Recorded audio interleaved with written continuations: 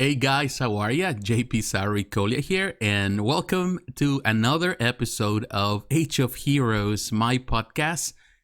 I haven't done a podcast in quite some time. I took a break from this podcast, and I still think I'm on break. But I wanted to have this episode today. I wanted really to share my heart with you today. If you follow me on my YouTube channel, JP Sarrireviews, I did mention that I am going to Mexico. Actually, I'm leaving next week on Tuesday. That's where I scheduled my flight, and I'm not coming back till probably the later part of January. So I'll be gone for 2 months, and I will spend time with my parents and my sister for the holidays, for Thanksgiving, Christmas, New Year's. So I'm so excited because I definitely need the time to spend with them. I haven't really seen him only once in 20 years. So it's been a long time, and definitely half of my life. I'm in my 40s, but it's been that long. And life goes on. Of course, life moves. Life, a lot of the responsibilities of life, they come at you. Work, family, my wife, my daughter, all of those things got in the way. Work. So I think this is the best time. And I'm going because also I have some health problems that I've been dealing with since probably last year that everything started. And I haven't really been able, well, doctors have been able to find out exactly what is causing the problem. So, it's been through different therapies, different things here and there. So I need the time. Also, I need the break, emotional break. I need the physical break. I need the spiritual break. So I'm really looking forward to it and going by myself. My wife, she's staying home. And my daughter, she's married, but her husband is staying with us for the time being. They're living here with us. So they're going to be here for a while. So I'm glad, my wife is not going to be alone. It's going to be probably the first time that we've been apart that long in the last 20 years. So it's something important for me to it's important. I'm happy, and it's important for me to do this trip. So I'm really looking forward to it. And hopefully I can share more things while I'm on this trip. I really want to do maybe some vlogging while I'm there to show you some of the beauties of Mexico. There's a lot right now. There's a lot of YouTubers, a lot of people sharing stuff from Mexico, which is fun, is beautiful. A lot of stuff there. But I want to share from my perspective, of course, share it to you, my followers, my viewers. But definitely I wanted to talk about it. This is going to be the last episode of this podcast, at least while I'm here in the US. I don't know if I do a podcast episode while I'm in Mexico. I probably do. I don't know. I will see. Time will tell. But I wanted to share this with all of you because, I wanted to really give you something from my heart, particularly in these times where we're going through, the world is crazy. That. The world is crazy right now with everything, with the pandemic. It's been crazy all around the world. I know many of you have suffered the consequences of it, whether it's financially, whether it's physically, the loss of a loved one, or everything, the chaos out there. Of course, the stuff that the political spectrum of things, everything that is happening in the political landscape. Right now in the United States, of course, we're going through the process of deciding who is the president. Of course, we have a president-elect, but of course, the incumbent president is fighting that back legally. So we don't know what the outcome will be in the end. We know it's going to be challenging, but definitely, I think a lot of things have kind of shifted in the atmosphere. At least for me, I feel it emotionally. When I go outside, people seem to be happier. At least it seems that we turn a page, whether Trump stays or not. I feel that we turn the page into something new, a new season, and I feel that people are more engaged with a lot of things. I feel like that. I feel that before the election, of course, every election year, there's so much hearsay. There's a lot of arguments and talks and all that, but this seems like we already passed that. Now we're moving up to the next 4 years, see what happens in the next 4. We'll find out.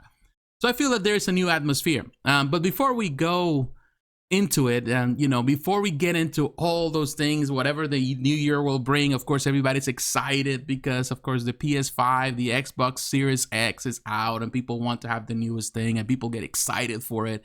And of course, the new year, the questions about what's next, a lot of omnibus collectors, for hardcover collectors. Seems that Marvel and DC, they're really putting all their energy into producing this, limited editions or this collected editions, all of that. So we'll see more of that.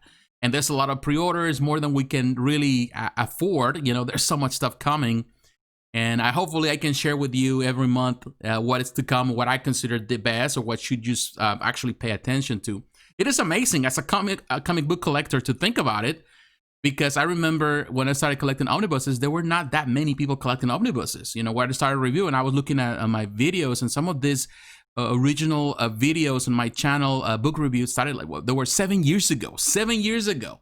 And they still, up to this day, they're still racketing, raking, a lot of views.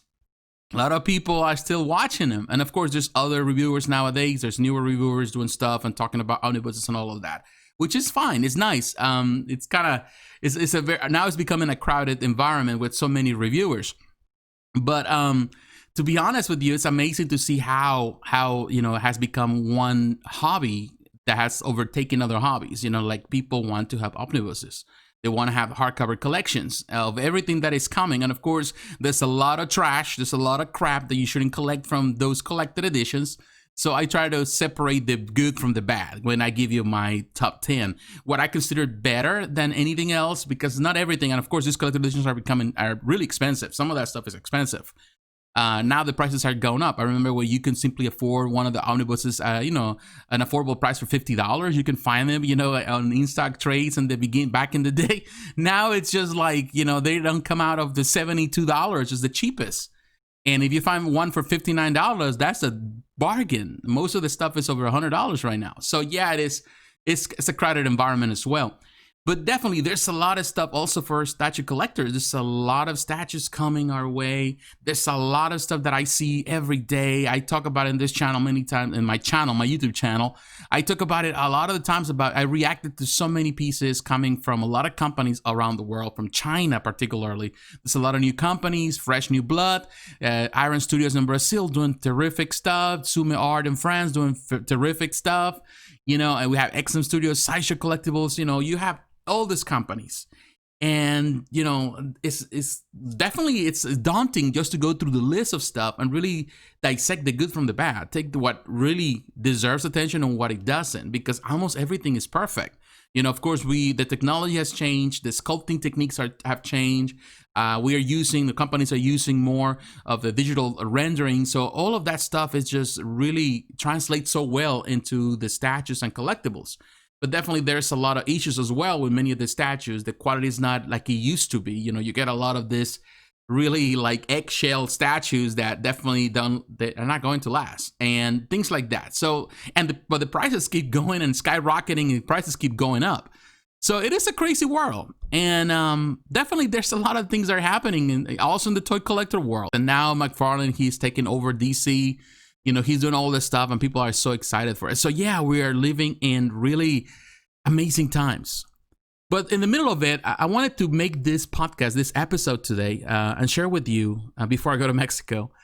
I want to share something that I feel deep in my heart. I feel that through all of it, it's so easy to fall prey on that consumist mindset where you have to be on top of everything and you have to purchase everything just to be happy.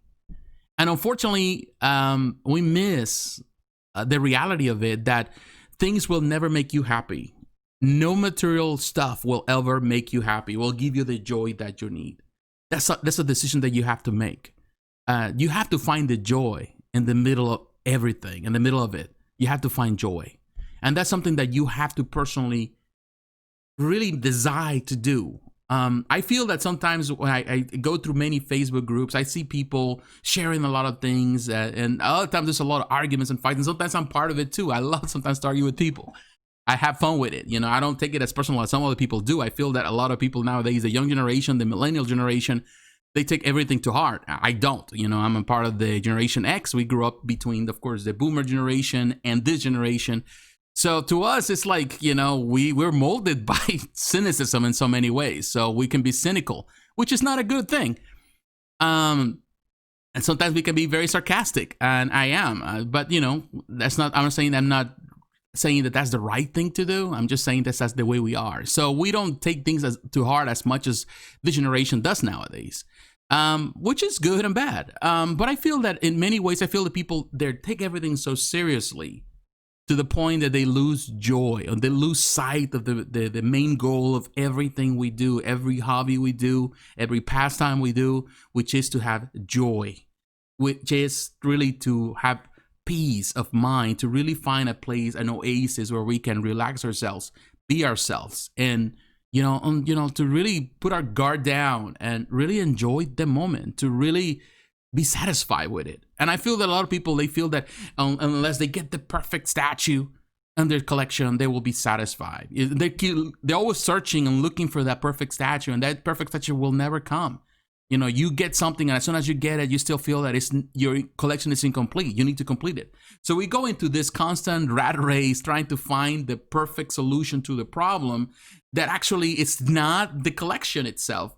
It is in us. The problem is spiritual. The problem is emotional. The problem is that we are not fully satisfied, because we haven't found the satisfaction. We haven't found the satisfaction to the questions that we have inside. Sometimes it's more than just things that we need. It's more of the emotions that we are dealing with that we need to really sort it out. We need to sort out those emotions, toxic emotions that are really taking away the joy from our lives. And I feel that that's important. I noticed that a lot. I noticed it in my life. I've been a collector for many years. Of course, like I mentioned before, I think a collector is a special type of person.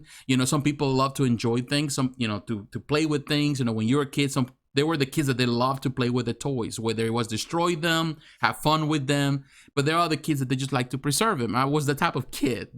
I was the type of weirdo. I love to preserve my toys. I didn't want nobody to touch them.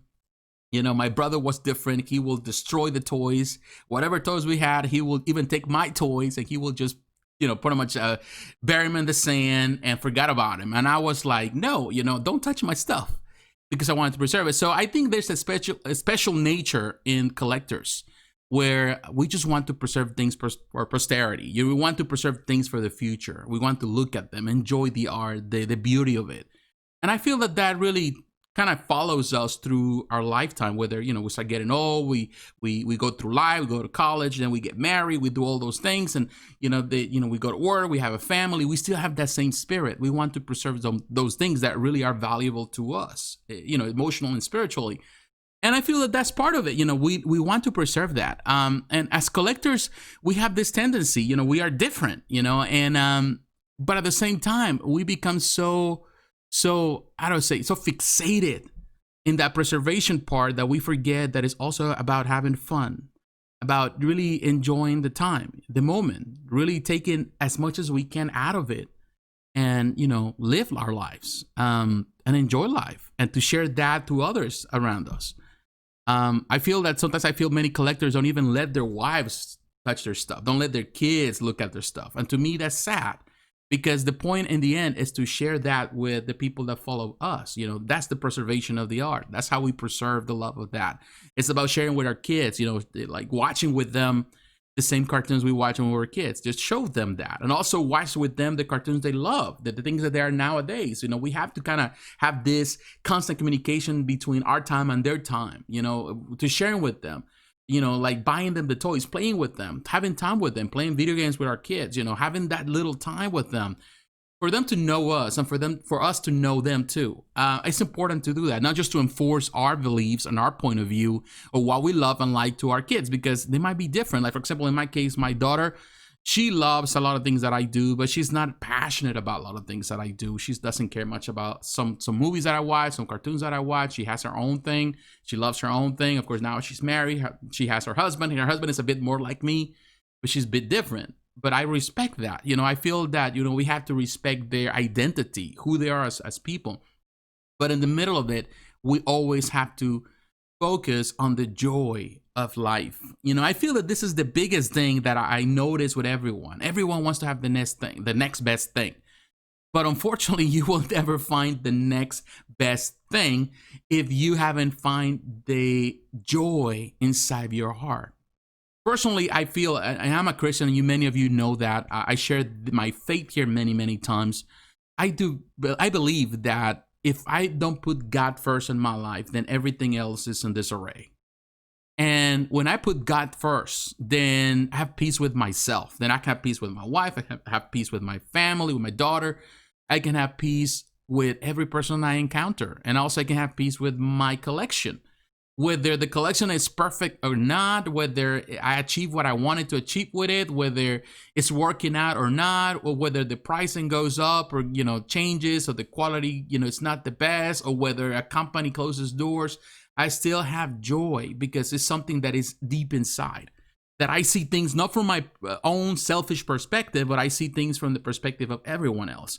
I don't feel bad just because a company closes doors, because, I'm not going to complete my collection. I feel bad because, people lost their jobs. That's to me more important than my personal collection. Because I do know that eventually another company will pick up whatever is left and they will continue on with that. It always happens. People act like it's never going to happen. Like feel, they close this company, then nobody else is going to produce, statues for Jurassic Park, which is not true. Other companies will pick up the slack and they will just continue on. We know now with Legacy Effects. Is that Legacy Effects that close doors? Or I forgot. There's so many companies that close doors all the time.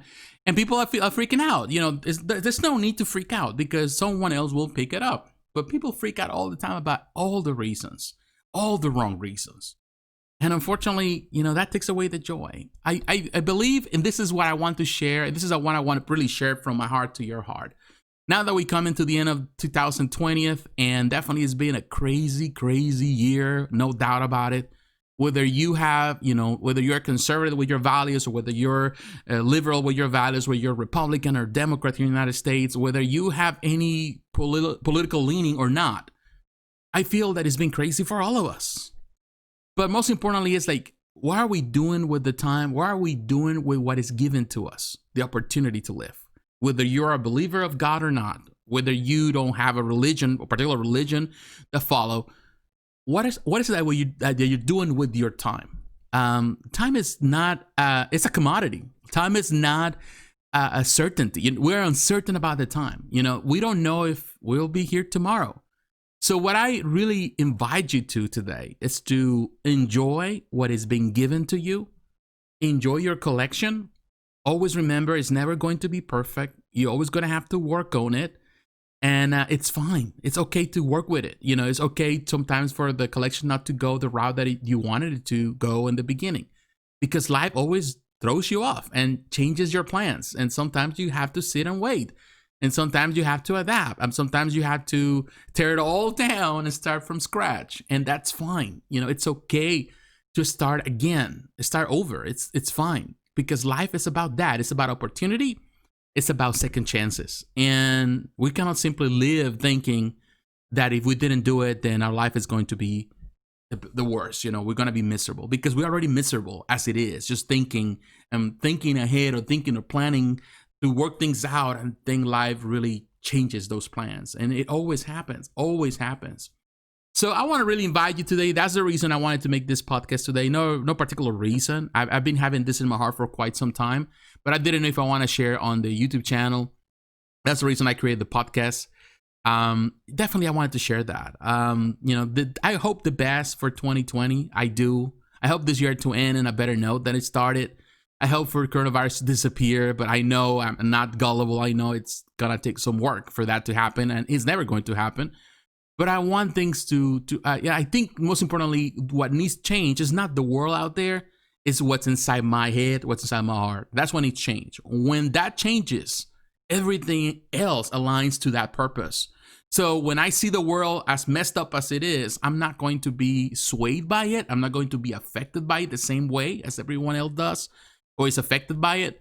I'm going to be, I'm going to see it from what it is, with a new perspective, fresh new perspective, and I can tackle every problem that comes my way, and I'm going to handle it in a much better way. Of course, that's just something that we all have to come to that place. And I know it's not easy for everyone. I know some people deal with the emotions, some people deal with mental health and all that. But honestly, if we don't do it, no one else will do it for us. Medication is not going to do it for us. The doctor is not going to do it for us. The psychiatrist is not going to do it for us. That's a decision that we have to make. Do we want to change, or do we want to stay the same? Do we want to see the world in a new light, or we want to just see the world in a dark light? We have to see the world, the half glass, as many people say it. Or we want to see it half full or half empty. It's up to you. That's your choice. Nobody else can make it for you. And I decide for me, for my family, for my own personal belief, for my own mental health, just to see it half full. And that's how it is. So my friends, I want to say thank you very much. Thank you for your support. Thank you for those who are following me in my YouTube channel, JP Sarrireviews. Also, if you are here for the first time, please don't forget to like and to comment and also to subscribe to this channel. This is about the podcast. I don't know what the future will bring about this podcast. Of course, I'm still on break, although I'm posting this, but I don't know. I don't know what 2021 will bring to this podcast. I don't know. I will continue on with it or I will change it. I think that there's potential here, but I don't know in what direction. So share with me how you feel about the podcast. You can come to Facebook. You can come to Twitter, Instagram. You can come to, the links are in the description, and share with me how you feel about the podcast. If you like the podcast to grow, if you want me to try new things in the podcast, what to talk about in the podcast. That's something very important always. So my friends, God bless you. Take care. And I'll talk to you again. Bye-bye.